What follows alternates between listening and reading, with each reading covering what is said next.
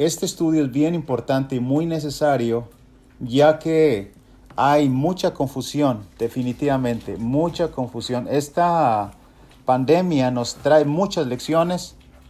Si ponemos atención, nos trae buenas lecciones, pero es importante que abramos nuestros entendimientos para poder entender mejor, ¿verdad? Esto que pasa. Especialmente voy a enfocarme, este estudio está enfocado a que nosotros podamos entender mejor si nuestra postura está bien, está mal, o cómo aprender mejor sobre nuestra postura, ¿verdad? De la iglesia, particularmente nosotros en esta congregación. Algunos hermanos tal vez se pregunten, yo sé, se preguntarán, bueno hermano, y está bien, era la última alternativa de quedarnos en casa, o podíamos, como algunos, aún en contra de las autoridades, reunirnos. Es decir, yo sé que debe haber dudas. Así es que este estudio pretende despejar estas dudas y entender mejor, pero ante todo aprender. Muy bien, ¿cuál es el índice? ¿Cuál es el índice de este estudio? Antes de entrar en el índice, que ustedes vean la trayectoria de este estudio, hermanos, quiero presentarles que la Biblia es la que nos va a presentar todo. Es como una lámpara. Es como una lámpara que va a alumbrar y va a declarar todas las cosas. Efesios 5:13 dice que todas las cosas, cuando son puestas en evidencia por la luz, son hechas manifiestas, porque la luz es lo que manifiesta todo. Aclarando, la luz es la palabra de Dios en Efesios 5:13, y la palabra de Dios es la que debe aclarar bien cualquier posición de cada cristiano, de cada iglesia local. Es la que nos va a determinar, decirnos cómo estamos. ¿Ok? Así es que aquí viene el índice, hermanos, para que usted, inclusive si tienen una pluma, yo estoy trabajando ya escribiendo este estudio, casi lo termino, se lo voy a enviar por correo electrónico a cada uno de ustedes. Así es que de todas maneras pongan mucha atención en el recorrido de este estudio. En el punto 1 vamos a mirar adorar a Dios evitando dejar de congregarnos, tal y como la Biblia enseña. Número 2, reunirnos como iglesia para adorar. En la parte número 3 vamos a ver tomando la cena del Señor con la iglesia. En la parte 4 de este estudio miraremos que cada cristiano debe obedecer a las autoridades y gobiernos, estando dispuestos a toda buena obra. 5. Cada cristiano debe cumplir con el mandamiento de Jesucristo al amar a su prójimo como a sí mismo. Aclaro una cosa, en este estudio estará dividido en dos partes. Hay mandamientos para la iglesia y hay mandamientos en forma individual. Y los mandamientos no son opcionales. Los mandamientos deben cumplirse, ejecutarse, son para obedecerse, ¿ok? Aclaro, mandamientos para la iglesia y mandamientos para el cristiano. Ya vimos que el mandamiento para la iglesia, reunirse, tomar la cena para adorar, pero estamos mirando ahora el número 4 y 5. Cada cristiano debe obedecer las autoridades. 5. Cada cristiano debe cumplir el mandamiento de amar al prójimo. Número 6. No es pecado que cada cristiano huya por motivo de peligro. Esa es la parte sexta de nuestro estudio. Número 7. Otros ya estuvieron en una posición estrecha como nosotros. David, Aarón, los sacerdotes del antiguo pacto. Y miraremos qué hizo Dios al respecto. En la parte octava de nuestro estudio miraremos que la iglesia del primer siglo y hermanos en forma individual también estuvieron en situaciones estrechas como nosotros. Número 9. Misericordia quiero y no sacrificio. ¿Qué significa esto en las escrituras o en cómo entra en la situación de nosotros? Y número 10, haremos unas aplicaciones finales en nuestro estudio. Así es que vamos a entrar en la primera parte. En la primera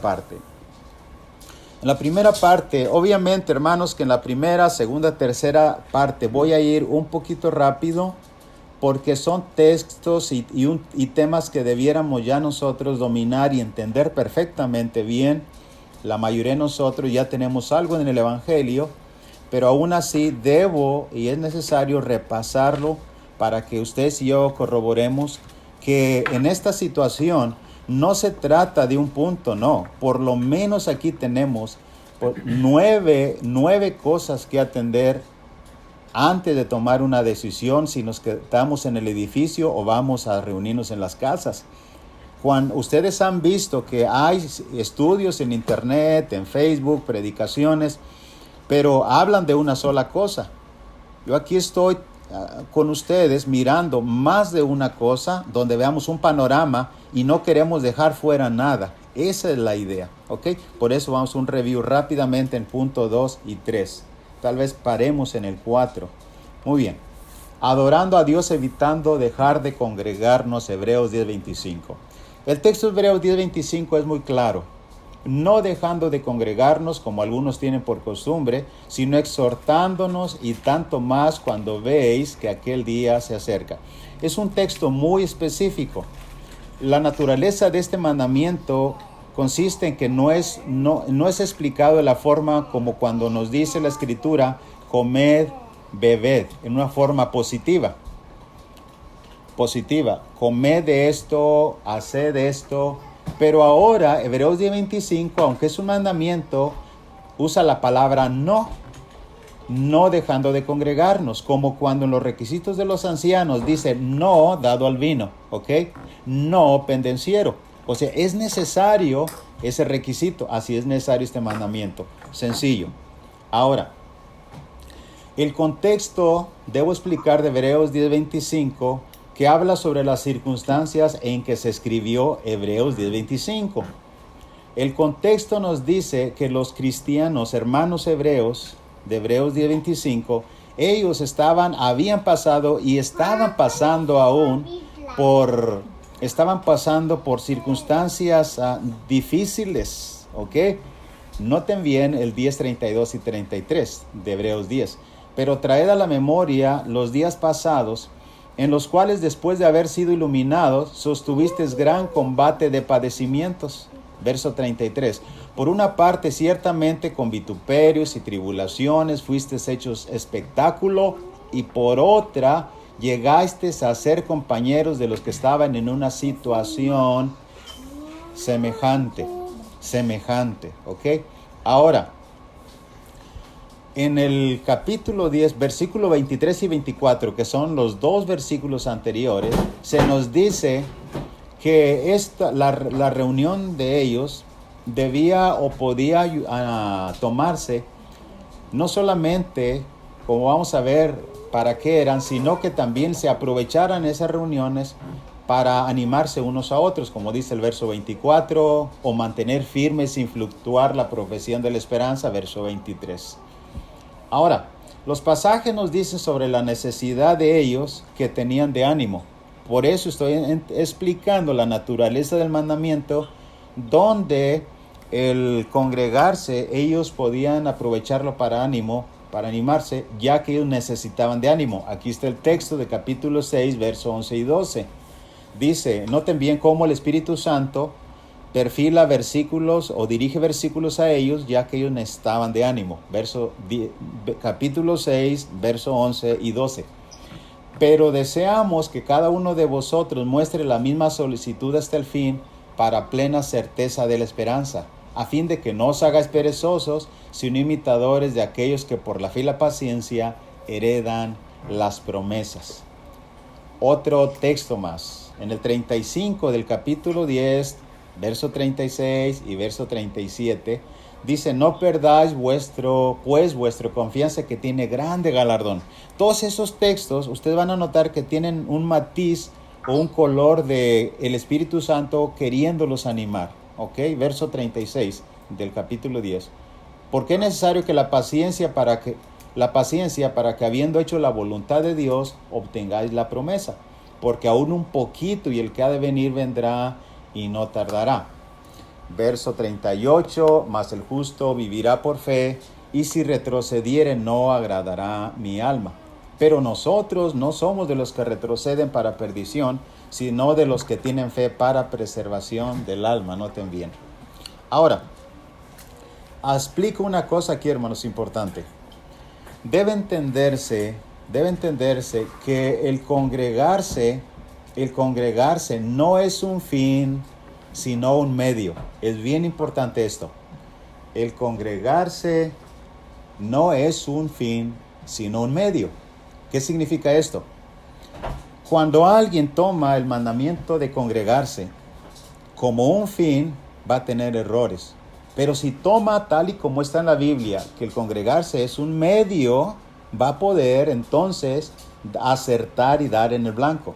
Por ejemplo, miren esto. En el Salmo 122, verso 1 al 4, podemos entender que el congregarse es un medio para llegar a alabar a Dios y aprovechar también para obtener todas las bendiciones, como animarse unos a otros. El Salmo 122, 1 al 4. Note bien esto. Yo me alegré con los que me decían: a la casa de Jehová iremos. Nuestros pies estuvieron dentro de sus puertas, oh Jerusalén. Verso 3 y 4. Jerusalén, que se ha edificado como una ciudad que está bien unida entre sí.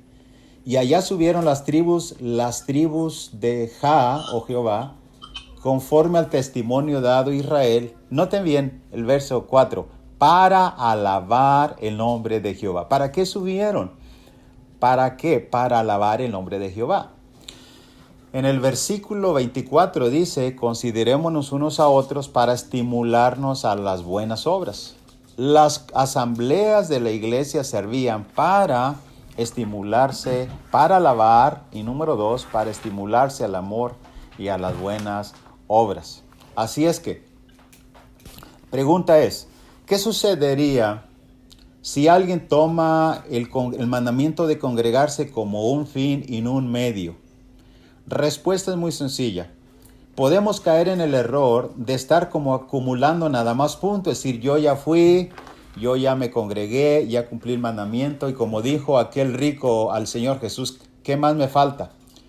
Que todo lo he guardado desde mi juventud, ¿qué más me falta? Mateo 19:20. No es cuestión de ir acumulando puntos. El mandamiento de congregarse no es cuestión de eso. Estamos haciendo un análisis y mirando, repasando y aprendiendo un poquito más este mandamiento, de que es un medio que abre la puerta para otras bendiciones. ¿Cómo sería si alguien lo toma otra vez como un fin y no como un medio? Bueno, también sería como el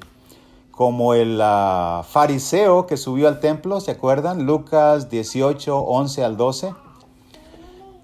La actitud de este fariseo decía en el capítulo 18, verso 11 y 12. El fariseo puesto en pie oraba consigo mismo de esta manera. Note bien como que él está haciendo alarde de todo lo que él ha hecho o ha acumulado, o los puntos, diríamos, que él ha ganado. Dios, te doy gracias porque no soy como los otros hombres, ladrones, injustos, adúlteros, ni aun como este publicano. Ayuno 2 veces a la semana, doy diezmos de todo lo que gano. Esto significa, hermanos, que cuando alguien ve el mandamiento de congregarse como un fin y no un medio que abre la puerta a bendiciones, puede caer en la actitud como el rico o como el fariseo. Cuando yo era pequeño iba a la iglesia de mi abuelo, y durante todo el verano la iglesia de mi abuela. Cuando fui a la iglesia en el invierno con el abuelo, dos niños nos señalaron a mí y mis hermanitas y dijeron: esos niños nada más vienen cuando hay piñata. ¿Por qué? Estaban diciendo ellos: nosotros vinimos todo el año y tenemos derecho a las bolsas de los dulces. Estos no tienen derecho. Dios nos libre cuando un cristiano tome esa actitud y diga: pues no sé, yo siempre vengo a mí nunca me dan un reconocimiento, y aquel que falta mucho no lo regañan o no lo disciplinan. ¿Ok? Es un paréntesis para hacer una breve aplicación, hermanos. Ahora, resumen del primer punto.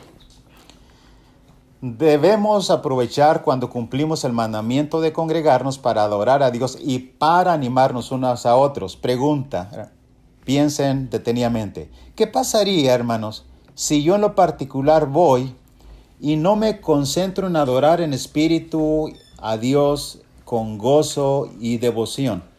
Y cuando salgo no saludo a nadie y me voy y no considero a alguien para darle una palmada o un abrazo o un saludo para animarlo al amor y a las buenas obras. La pregunta es: ¿me habrá aprovechado el cumplimiento del mandamiento de congregarme?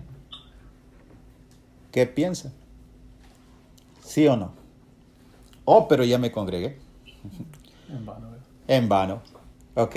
Número 2, no debemos verlo como un fin, sino como un medio. Es importante esto. Número 3, debemos entender que Dios nos manda y espera que cada uno de nosotros cumplamos con este mandamiento de congregarnos. El no hacerlo es desobediencia. Esto es muy claro. Hasta aquí alguien puede pensar, bueno, y nosotros no nos estamos congregando. Bueno, en las casas, pero vamos a ir, no hagamos conclusiones rápidamente. Les voy a pedir, sino hasta casi al final. Muy bien, punto número 2 de nuestro estudio. Decía que esta parte ya es sencilla, por eso voy un poco rápido, pero vale la pena rescatar algunas cosas. Número 2, debemos reunirnos como iglesia para adorar. Debemos reunirnos como iglesia, entre comillas, como iglesia para remarcar esto. Esto significa, hermanos, la palabra como iglesia, dice en 1 Corintios 11:18, pues en primer lugar, cuando os reunís como iglesia, oigo que hay entre vosotros divisiones y en parte lo creo. 1960, Reina de Valera, Casidoro de Reina Valera. Miren la versión moderna. Pues en primer lugar oigo que al reuniros en asamblea hay divisiones entre vosotros y en parte lo creo. Tome nota en este estudio. La versión mejor es la versión moderna, porque está usando la palabra cuando oigo que al reuniros en asamblea. Esa es la palabra correcta, en asamblea. ¿Por qué? Porque es una formación de la iglesia para adorar. ¿Ok? Esto es bien importante, los llamados para adorar. Ahora, el 11, 20 y 21 de 1 Corintios se nos dice que cuando se reunieron en asamblea o como iglesia fue para adorar a Dios. Siempre fue para adorar a Dios. Por eso dice en el 11:20, 1 Corintios, cuando pues os reunís vosotros, esto no es comer la cena del Señor, note bien, os reunir vosotros en asamblea. Segundo lugar, Hechos 27 dice que el primer día de la semana, reunidos, note bien, ahí está la expresión, reunidos los discípulos para partir el pan. Esto significa que cuando la iglesia toma formación de asamblea, para adorar, como dice Pedro, como las piedras acomodadas, ¿verdad? Entonces están reunidos como iglesia. Es bien importante esto. Hechos 2:46, no solamente Corinto, Troas, Jerusalén, también ellos se reunieron también para adorar a Dios como iglesia. 2:46, perseverando unánimes cada día en el templo y partiendo el pan en las casas. Comían juntos con alegría y sencillez de corazón. Aquí en esta parte, Hechos 2:42, hermanos, explico que la iglesia puede reunirse en asamblea para adorar a Dios, como ya vimos Hechos 27, ¿ok? Y 1 Corintios 11. Pero también en el 2:46 de Hechos es importante que notemos que la iglesia puede reunir también, pero con otros propósitos, pero no como iglesia, aclaro. Hechos 2:46 especifica y partiendo el pan en las casas. ¿Qué significa esto? Partiendo el pan en las casas, no estaban tomando la cena en las casas. Está hablando de una separación, de una ventana a la vida social de los hermanos en Jerusalén. Eso es en el capítulo 46, verso 46, Hechos 2:46. Partiendo el pan en las casas, comían juntos con alegría y sencillez de corazón. ¿Ok? Es bien importante esto. O sea que la iglesia puede reunirse en la casa de hermano Juan Aguillón, en la casa de hermano de Eri, etc. E inclusive podemos ser una iglesia pequeña donde quepamos todos ahí, pero no estamos reunidos, aclaro, como iglesia, usando el término en el capítulo 11. Puede reunirse con otros motivos, o propósitos, mejor dicho. Aquí está otro ejemplo. En Hechos 6:46, aunque no dice iglesia, pero es toda la multitud, agradó la propuesta a toda la multitud y eligieron a Esteban, varón llena de fe, lleno del Espíritu Santo, etc. Lo que vemos aquí es que la iglesia se reúne con otro propósito. Aquí fue para elegir a 7 hombres calificados para servir a las mesas. Ya vimos a la iglesia comiendo en las casas, pero no está reunido como iglesia. Ok, otra. En Hechos 15, verso 4, dice que Pablo y Bernabé subieron a Jerusalén para reunirse con la iglesia, los apóstoles y los ancianos, para tratar el asunto de que los judaizantes estaban inquietando a los gentiles, de que si no circuncidáis no pueden ser salvos. Noten el verso 4 de Hechos 15. Y llegados a Jerusalén fueron recibidos por la iglesia. Ahora, ¿estaban reunidos para adorar como iglesia? No. Ahí entra el término como iglesia, no. Por eso en las escrituras presentan el motivo por qué se están congregando. Y el texto a analizar es que cuando se reúnen como iglesia era para celebrar la cena del Señor y obviamente adorar y cumplir los demás mandamientos. Ok, muy bien. Debo aclarar una cosa aquí, y es necesario, hermanos. Muchos han sacado textos de su contexto para justificar una reunión como iglesia por unos cuantos saliendo de viaje.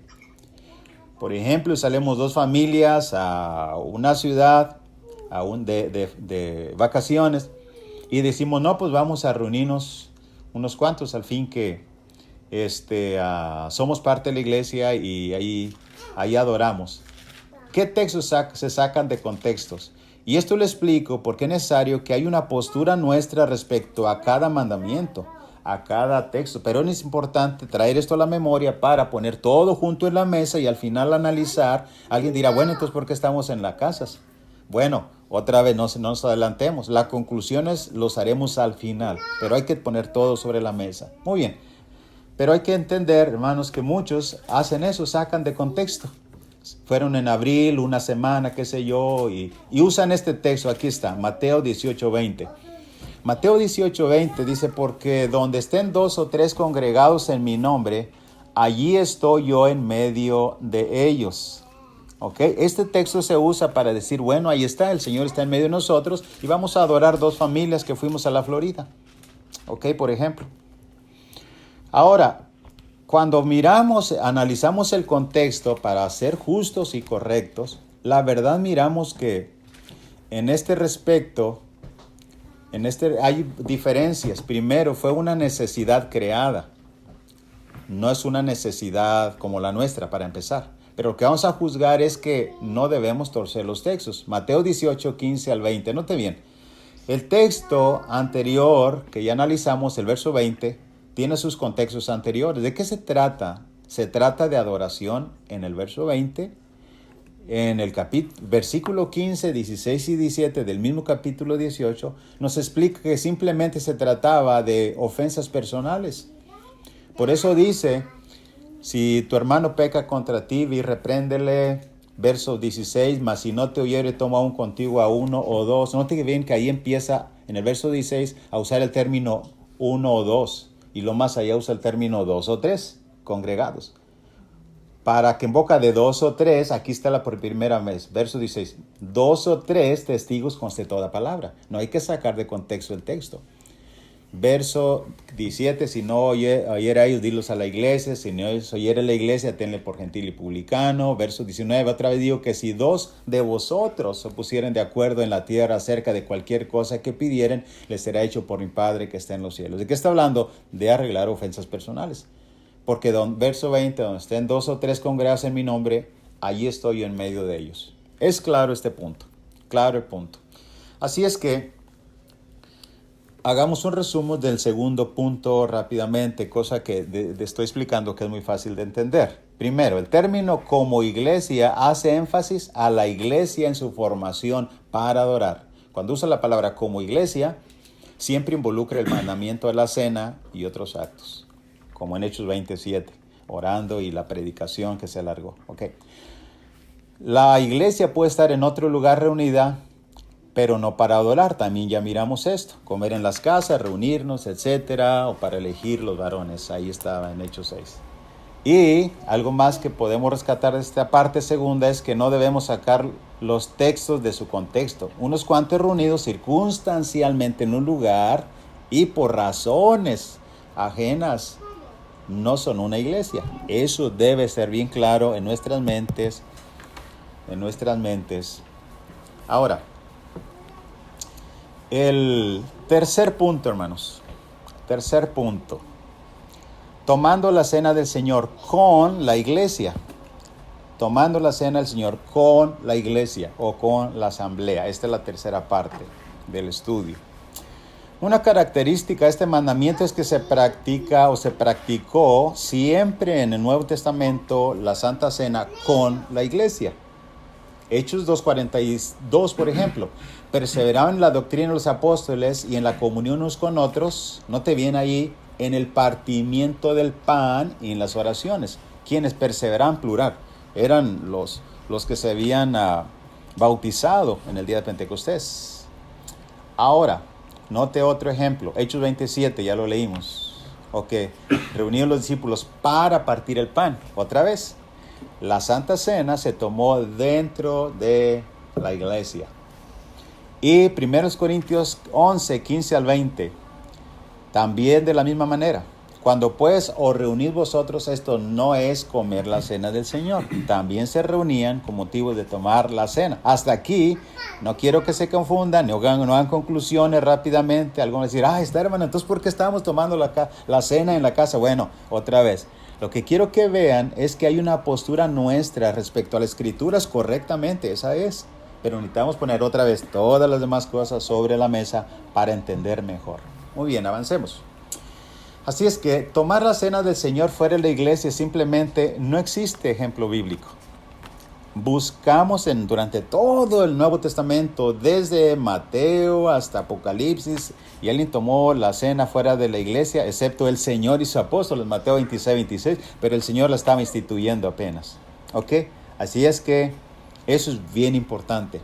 De tal manera que cuando alguien quiere tomar la cena fuera de la iglesia, otra vez explicando, por antojo, por circunstancias personales, como decía, de vacaciones, simplemente por poner en segundo lugar las cosas de Dios, hay que explicarlo y entenderlo bien. La cena del Señor es el ejemplo bíblico del Nuevo Testamento, escritural, es tomarlo con la iglesia. Muy bien, así es que no existe ejemplo bíblico y hay silencio. Resumen del tercer punto. Una característica de la Santa Cena es que siempre se tomó con o dentro de la iglesia. Ya lo miramos los tres ejemplos. Los discípulos estaban reunidos con ese propósito. De la misma manera, la iglesia en Corinto tenían la misma práctica al hacerlo dentro de la asamblea. Así es que aquí llevamos 3 puntos. Y cualquiera pudiera decir, bueno, entonces, ¿cómo estamos nosotros? Noten que estos 3 mandamientos tienen que ver, hermanos. Hebreos 10:25, el mandamiento de congregarnos. Número 2, el reunirse como iglesia. Número 2. Y número 3, el tomar la cena con la iglesia. Ya miramos que son mandamientos, escuche bien esto, para la iglesia. Pero cuando entramos a los mandamientos en forma particular para el cristiano, y estoy explicando también en cuanto porque no son opcionales, son mandamientos. Entonces aquí empezamos a tener un poquito de dificultad. El punto 4, cada cristiano debe obedecer las autoridades y gobierno. Noten bien, aquí voy a ir un poco pausado para que note esto, porque en este punto, al finalizar aquí, vamos a pausar nuestro estudio. Muy bien, sujetarse a las autoridades no es una opción. Explico otra vez, no es una opción. ¿Por qué? Porque la Biblia es muy clara y hay un mandamiento. El mandamiento es orden de parte de Dios. Muy bien, por ejemplo, Romanos 13:1 dice así, la orden es muy clara dada por Dios. Sométase toda persona a las autoridades superiores, porque no hay autoridad sino de parte de Dios y las que hay por Dios han sido establecidas. Noten bien, la orden es, ¿cómo se llama? Directa, clara y concisa. Sométase toda persona a las autoridades superiores. Ahora, Dios nos va a explicar a través del mismo texto y yendo a Tito 3 también, nos va a explicar por qué debemos sujetarnos y cómo debemos hacerlo. Dios es muy amplio y completo y claro en esto. ¿Por qué debemos, según Romanos 13, sujetarnos o obedecer este mandamiento, ya que no es opción? Aquí viene. En el capítulo 13, verso 1 dice, sométase toda persona a las autoridades superiores porque no hay autoridad sino de parte de Dios y las que hay por Dios han sido establecidas. Número 1. Las autoridades son establecidas por Dios. Hay una conexión entre las autoridades terrenales y Dios. ¿Cuál es esa conexión? Pues que existen gracias a Dios o son establecidas por Dios. Esta es la primera razón. De ahí que cuando alguien quiera hacer a un lado las autoridades terrenales, tendrá problemas con Dios porque Dios las puso. Es como cuando alguien dice, no hermano, yo no voy a bautizarme. Yo quiero ser salvo sin bautismo. Pues tendrá problemas con Dios porque si no va a bautizarse, mandamiento que Dios a través de Jesucristo estableció, va a tener problemas. Es bien sencillo de entenderlo. Ahora, segunda razón del verso 2 de Romanos 13. La segunda razón es que debemos obedecernos y sujetar a las autoridades es porque si nosotros desobedecemos a las autoridades, automáticamente desobedecemos o resistimos a Dios y por ende traemos condenación sobre nosotros. Es bien sencillo. Verso 2. De modo que si quien se opone a las autoridades, a lo establecido por Dios, resiste, y los que resisten acarrean condenación para sí mismo. Tercera razón, verso 3 y 4. Porque los magistrados no están para infundir temor al que hace el bien, sino al malo. ¿Quieres pues no temer la autoridad? Haz lo bueno y tendrás alabanza de ella, porque es servidor de Dios para tu bien. Note bien lo que he marcado. En tercer punto es que las autoridades están para ayudarnos, protegernos y castigar al malo y dar alabanza al bueno. Es bien sencillo de entender esto. El gobierno fue puesto por Dios para regular, ordenar a la humanidad misma. Ahora noten el verso 4. Pero si hace lo malo, teme, porque no en vano lleva la espada, pues es servidor de Dios, vengador para castigar al que hace lo malo. Verso 5. Por lo cual es necesario estarles sujetos, no solamente por razón del castigo, sino también, aquí viene, por causa de la conciencia. ¿Qué significa esto?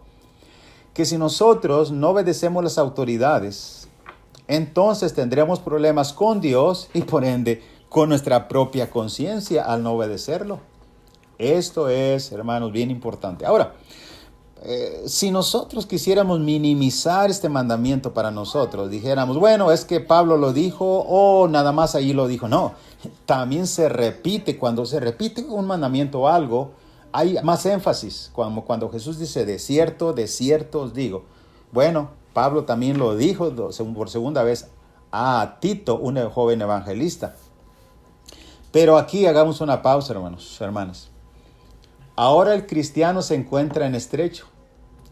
Por una parte, Dios espera que nos reunamos, que tomemos la cena del Señor y le alabemos juntos. Y por otra parte, el gobierno nos pone en orden, pone una orden, mejor dicho, de quedarnos en casa para protegernos y proteger a los demás del contagio. Ahora sí, los cristianos nos encontramos en estrecho. Ahora, desde luego, como dije, ya es común que muchos sacan el texto de su contexto al no aceptar y entender que realmente sí estamos en estrecho. Cada cristiano está en estrecho, como diríamos ahí, entre una situación, como dicen por ahí, entre la espada y la pared, o la iglesia, y cada cristiano estamos en eso. Y como decía, algunos sacan de contexto los textos. Por ejemplo, algunos dicen, he escuchado, hermanos, y he leído, y por eso digo que hay grande confusión y es necesario analizar nosotros. En Hechos 4, 18, 19 dice, mas Pedro y Juan respondieron diciendo, juzgad si es justo delante de Dios obedecer a vosotros antes que a Dios. Otro texto mal usado es Hechos 5, 29. Dice, respondiendo Pedro y los apóstoles dijeron, es necesario obedecer a Dios antes que a los hombres. Antes que a los hombres. Y esto se ha usado mucho. Lo explico brevemente y rápidamente por qué está fuera de contexto y está mal aplicado. Primero, hermanos, al analizar el contexto nos damos cuenta que el texto no está hablando del gobierno, sino de las autoridades religiosas de ese tiempo. En ese tiempo había las autoridades religiosas y había el gobierno romano. Aquí no se trata del gobierno. Note bien, por ejemplo, en el Hechos 4, verso 1, nos damos cuenta claramente que eran los sacerdotes y el jefe de la guardia del templo y los saduceos. Hablándose ellos al pueblo, Pedro y Juan vinieron sobre ellos, los sacerdotes con el jefe de la guardia del templo y los saduceos. Así es que podemos seguir leyendo y mirar que es a ellos a quien Pedro y Juan respondieron. Los sacerdotes, en segundo lugar, estaban en contra de que predicasen. Aclaramos una cosa. Ahora, el gobierno y no una autoridad religiosa están evitándonos que nos congregamos, ¿no? El gobierno es, sí, el que nos está pidiendo que nosotros cerremos el edificio y ayudemos en esta pandemia. Hay que aclarar bien la diferencia. Otra vez, cuando dicen, no, es necesario obedecer a Dios antes que a los hombres, porque ahí está el texto, sí, pero ¿a quién se los dijo? No se lo dijo al gobierno, se lo dijo a las autoridades religiosas, Pedro y Juan. Ok, ahora estamos captando la idea, es bien importante entender esto. Ahora, ¿qué es lo que las autoridades religiosas, hasta los sacerdotes, no querían que ellos hicieran? Que no predicasen. Hechos 5, 28. Dice que los pusieron en el concilio y les dijeron, ¿nos mandamos estrictamente que no enseñases en ese nombre? Allí sí estaban directamente en contra de los apóstoles y automáticamente en contra de Cristo y del mandamiento, y predica el evangelio a toda criatura. En el caso de nosotros no tiene que ver con eso. Hay dos errores aquí. Uno, no son las autoridades religiosas que nos evitaron. Número dos, y no está en contra el gobierno con nosotros. Por eso estoy explicando, hermanos, que son textos que hay que tener cuidado, que se sacan de contexto para no entender y aceptar que realmente cada cristiano y cada iglesia estamos en estrecho. Y muchas veces la verdad no sabemos ni qué hacer. Hasta la fecha muchos no saben qué hacer todavía y otros estamos orando y estudiando. Muy bien.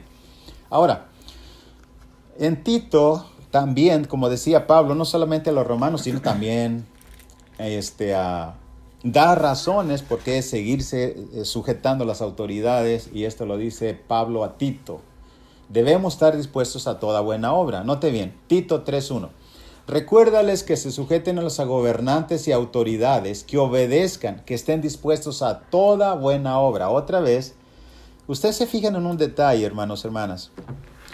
Cuando Pablo dice esto a los romanos, lo dice directamente. Sométase todo. Pero ahora, a través de Tito, Pablo le dice, recuérdales, le dice a Tito como joven evangelista. Era algo, ¿cómo se dice?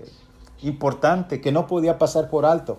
Recuérdales, Tito, que se sujeten los gobernantes y autoridades, que estén dispuestos a toda buena obra. Ahora, el sujetarse a las autoridades y ayudar a las autoridades es una buena obra. La pregunta, ¿no es buena obra tratar de frenar el virus para que no muera gente en el mundo? Eso es lo que están haciendo el gobierno. ¿No es buena obra ayudarles? Esa sería una buena pregunta que discutimos al final. Okay. Segundo lugar, Tito sigue diciendo razones por qué sujetarse. Debemos ser diferentes en cuanto a fama delante de los hombres. Si el cristiano ahora se sujetaba a las autoridades, sería diferente en cuanto a la actitud de otros hombres. Aquí viene Tito 3:2, que enséñales que a nadie difamen, que sujeten las autoridades, que a nadie difamen, que no sean pendencieros, sino amables, mostrando toda mansedumbre para con todos los hombres. Aquí es bueno recordar, estoy pensando, el predicador de allá de la Florida, cómo ha llovido de comentarios y por el hecho de seguir abriendo su edificio. Y uno dice, bueno, por eso no lo vamos a hacer. Bueno, pero Tito 3:2 está explicando que una de las razones es que mostramos que somos diferentes al sujetarnos a las autoridades, mostrando para con todos los hombres mansedumbre. Y la tercera razón, porque antes éramos rebeldes, pero ya no somos rebeldes. Tito 3:3. Porque nosotros también, otra razón, éramos en otro tiempo insensatos, rebeldes. ¿Qué sucede si seguimos desobedeciendo las autoridades gubernamentales? Seguimos siendo los mismos rebeldes. Pero ya dice Tito, recuérdales que hagan eso, porque antes éramos así, rebeldes, extraviados, esclavos de concupiscencias, deleites, etcétera, etcétera. Pero ya no más. Ese es el punto que está explicando Pablo a Tito. Ahora, hacemos una pausa. El cristiano no puede ni debe evadir la responsabilidad de cumplir el mandamiento dado por Dios. No es opcional, aclaro. ¿Qué hacer? Entonces, ¿qué debe hacer? Recordamos, por una parte, Dios espera que nos reunamos, tomemos la cena del Señor como iglesia, le alabemos juntos. Pero por otra parte, el gobierno nos pone en una situación. Dios quiere que nos sujetemos a lo que dice el gobierno y el gobierno dice, ayúdanos, no salgan de casa, cierren el edificio, ayúdennos en el medio que contaminen a otros del virus, del contagio, etc. ¿Entendemos el punto, hermanos? La pregunta es, ¿qué debe hacer uno?